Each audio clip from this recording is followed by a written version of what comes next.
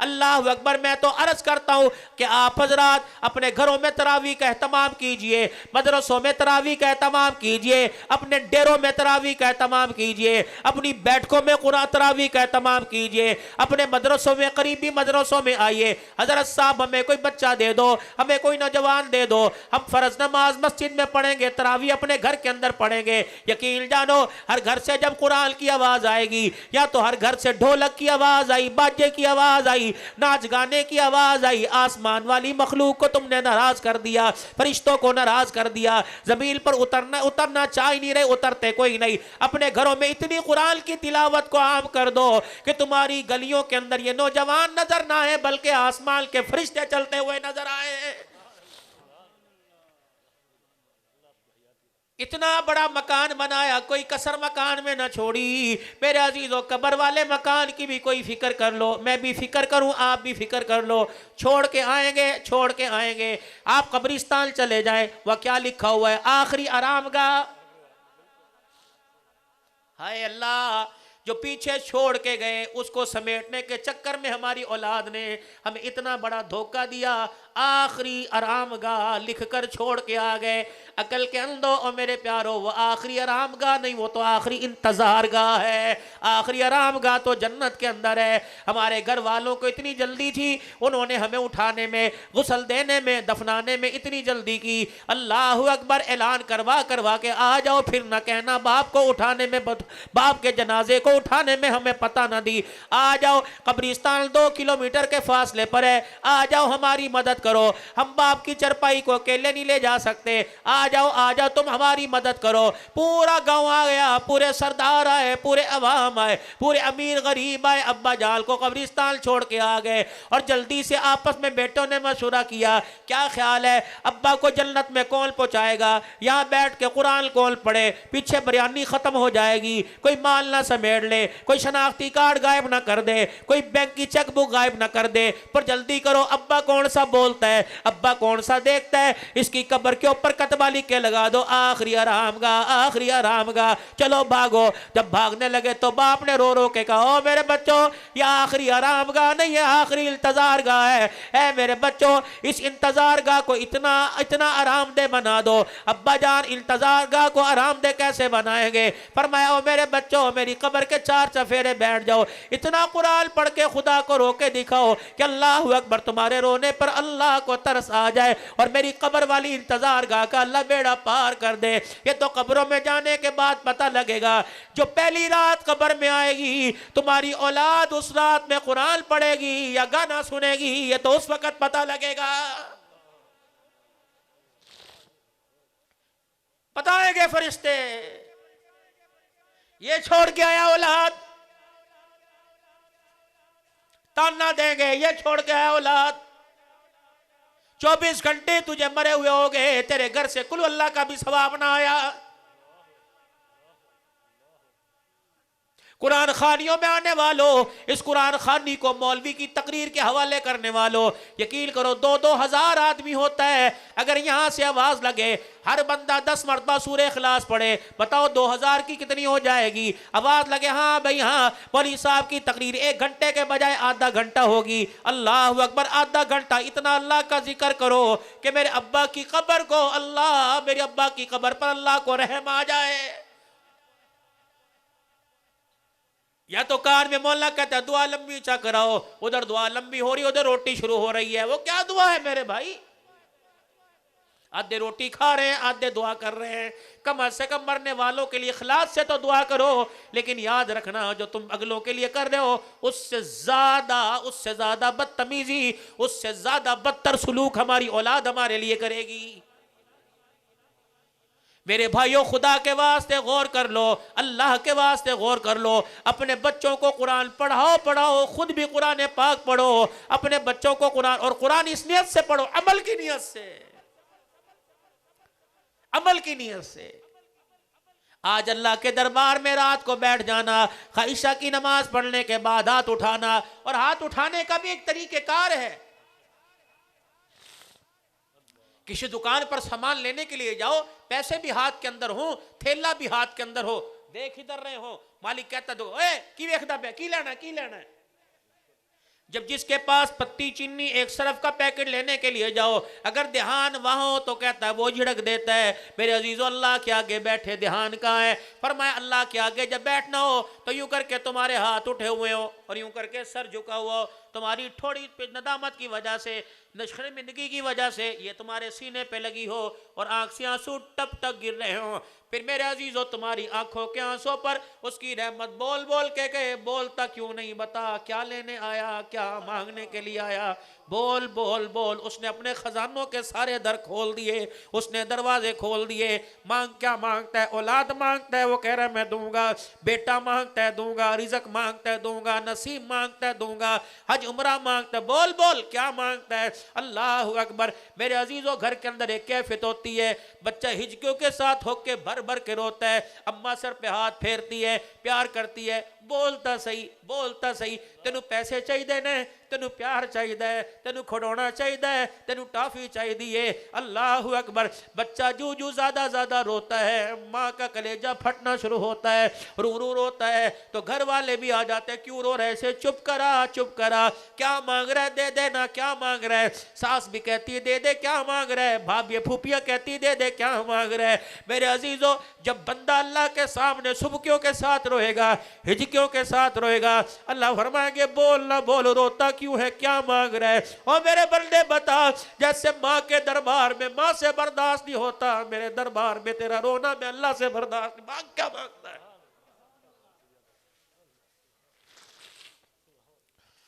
تنہائیوں میں بیٹھ کے رونا اللہ کو بڑا پسند ہے، تنہائیوں میں رو اللہ کیا، کوئی نہ سنے اس کے علاوہ، ہجکیوں کے ساتھ، سبکیوں کے ساتھ، تھوڑی تھوڑی ہوں کے ساتھ، رو کے ساتھ رو، جیسے ابا کے مرنے پہ روئے، اماں کے مرنے پہ روئے، اپنے گناہوں پر ندامت پر بھی ایسے رو، تاکہ ہمارے تڑپنے کو دیکھ کر فرشتے ہمارے سفارشی بن جائیں، تاکہ ہمارے تڑپنے کو دیکھ کر مخلوق ہماری سفارشی بن جائے۔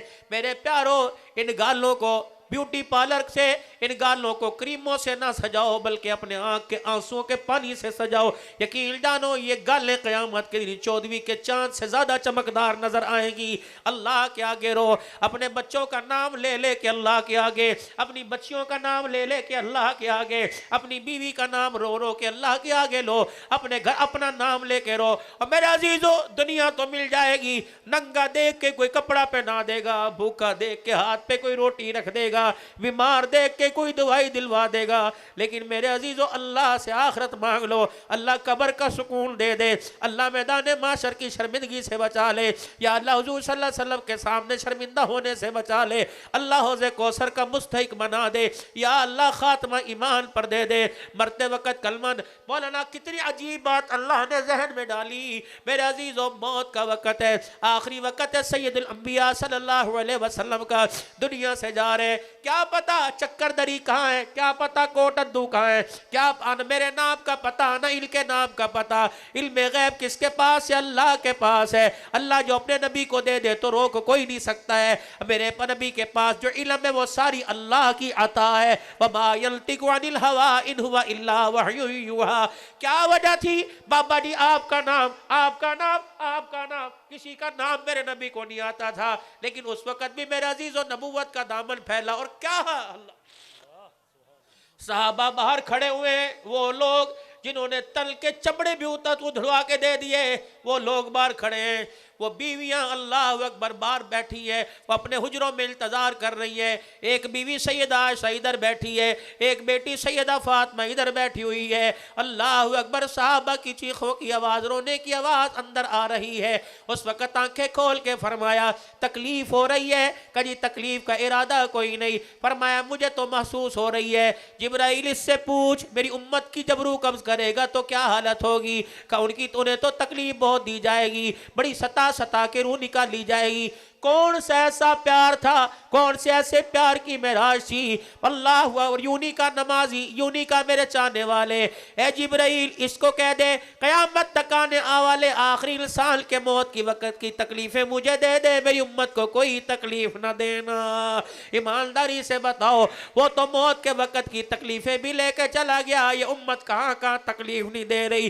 جو حضور صلی اللہ علیہ وسلم کی سنت پہ اس طرح چلاتا ہے، بتاؤ نبی کو تکلیف ہوتی ہوگی کہ نہیں؟ میری بیٹی گلا کھولتی ہے، بتاؤ نبی کو تکلیف ہوگی کہ نہیں؟ میری بچی کے سر سے دعائے مولانا آج ہی میں ایک جگہ بیٹھا ہوا تھا، وہ کہہ رہا تھا اللہ اکبر، 2000 کے 1 پاؤ بال، 4000 کے آدھا کلو، 8000 کے 1 بال، یہ عورتیں جنہیں خدا اللہ نے رابعہ بصریہ کھلوایا، یہ وہ عورتیں جنہیں عائشہ خدیجہ کھلوایا، کیا پتا تھا 1400 سال کے بعد یہ اپنے بالوں کو بھی بیچے گی؟ کیوں بیچ رہی ہے؟ بجلی کے بل زیادہ آئے، گیس کے بل زیادہ آئے، کیوں بیچے گی؟ گھر کے اندر چلو میں اپنے مرد کا سہارا بنوں گی، میرے بال 4000 کے بکے 1 من آٹا ہی آ جائے گا۔ اللہ اکبر، عقل امام الانبیاء کو، آپ کے گھرانے کو زیادہ نہیں تھی، وہاں تو تل کے اوپر کپڑا بھی نہیں تھا، دنیا سے جب رخصت ہوئے تو 17 پیوند والا کرتا پہنا ہوا تھا۔ سیدہ عائشہ نے روکے کہا امام الانبیاء آج آپ کا جنازہ اٹھ رہا ہے، میرے گھر کے چراغ میں تیل بھی کوئی نہیں،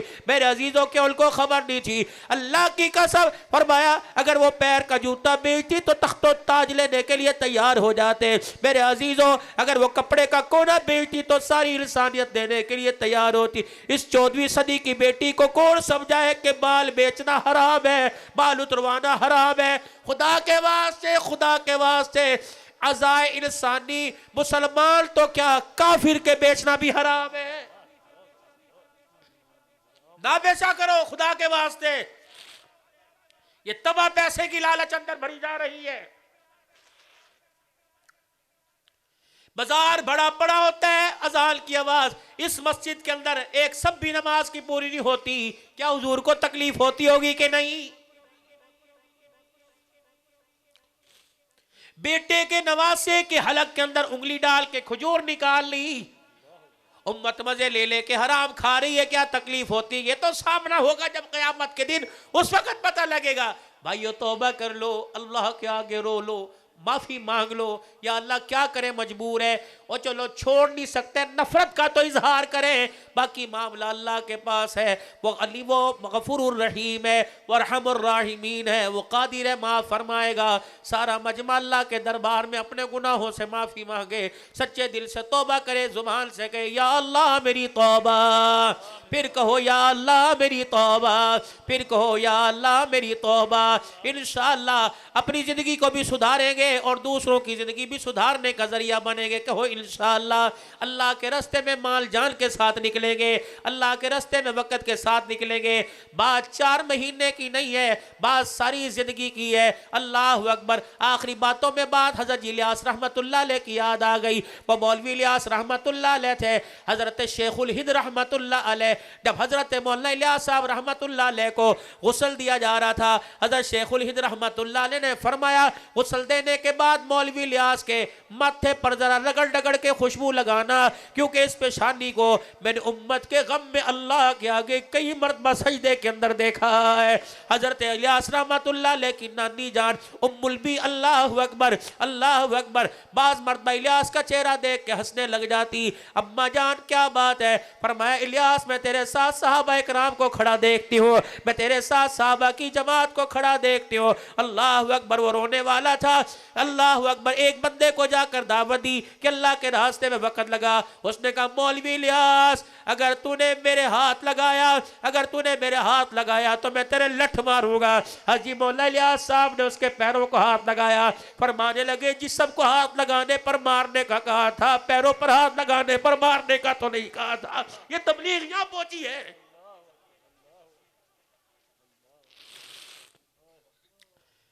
حجی مولانا الیاس صاحب رحمت اللہ علیہ کی بیوی کہنے لگی روتا کیوں ہے؟ ساری رات بستر پہ پڑا روتا کیوں ہے؟